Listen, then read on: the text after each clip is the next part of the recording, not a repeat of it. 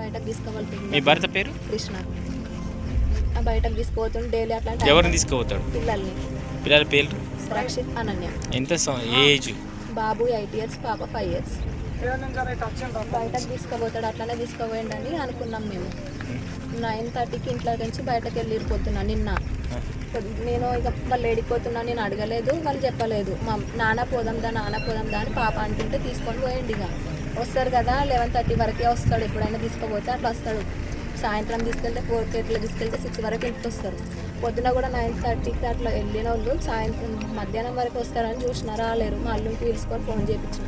మామ ఎక్కడున్నావు మామ అంటే బయటకు వచ్చినా నేను అని అన్నాడు. ఏడున్నావు మామ చెప్పు నేను వస్తానంటే రాను నేను గీడున్న లొకేషన్ పెడతారా అని అన్నాడు.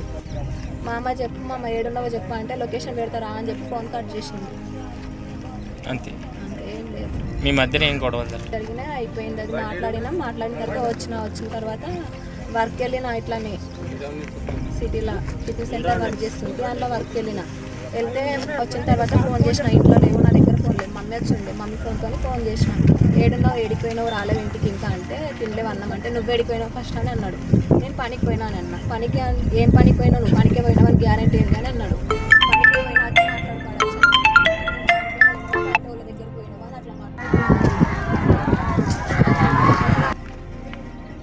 బట్టి ఇంతకుముందు చాలాసార్లు అనేది నిన్ను ఎప్పటికున్నా ఉంటాడు దాన్ని చేస్తా అని అట్లాగే నా చేసిండేమో అని అనుకుంటున్నా, కానీ ఇంకా చేయకపోతే బాగుండని అనుకుంటున్నాను. మంచి ఇంటికి తిరిగి వస్తే అంతకంటే సంతోషం ఇంకోట్లేదు. నీకు మంచి జరుగుతుంది. ఈరోజు నిజాంపేట గ్రామానికి చెందినటువంటి కృష్ణ అనే వ్యక్తి 2 పిల్లలతోని నిజాం సాగర్ డ్యామ్ 20 గేట్ల బ్యాక్ సైడ్ ఆరేపల్లి శివార్లో మన తెప్పతో వెళ్ళి 2 పిల్లలు అందులో నీళ్ళలో తోసేసి అతను కూడా ఆత్మహత్య చేసుకొని చనిపోయింది. దీనిపైన కేసు నమోదు చేసి విచారిస్తున్నాం.